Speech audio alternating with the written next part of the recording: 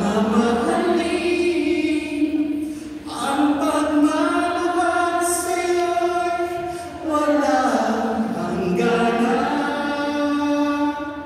Dahil ang minsan ay magpakailanman.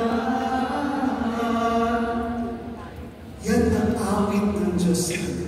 That is God's song to us. His love is everlasting.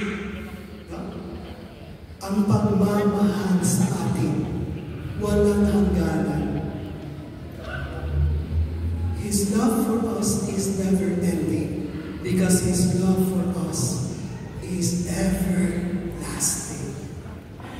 That is why the resurrection brings hope for each and every one of us.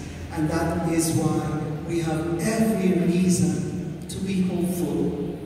And this year is the Jubilee Year of Hope. Okay? And I'd like to invite each and every one of us to pray with me the prayer of the Jubilee. Please rise.